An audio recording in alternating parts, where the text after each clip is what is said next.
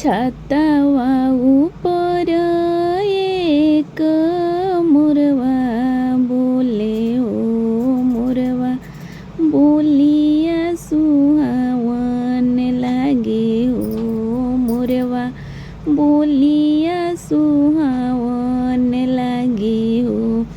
जागी सुतिह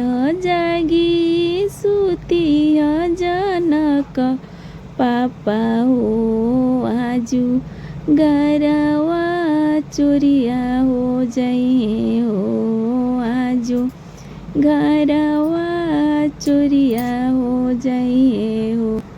धनवा दौलतिया पापा जी सब बाची जाइए हो। सुंदर बेटी चोरिया हो जाइए हो। सिया बेटी चोरिया हो जाइए हो।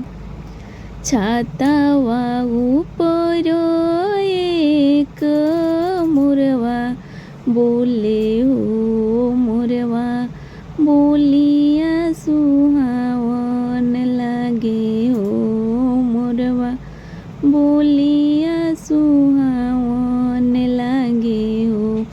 जागी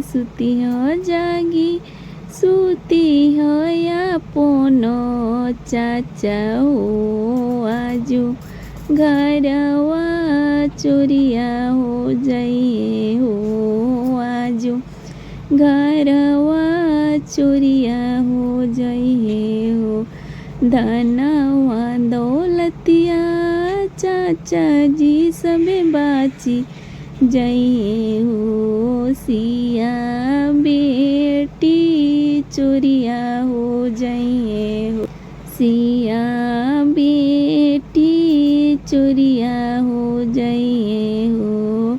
छातावा ऊपर एक मोरवा बोले हो मोरवा बोलिया सुहावन लागे हो मोरवा बोलिया सुहा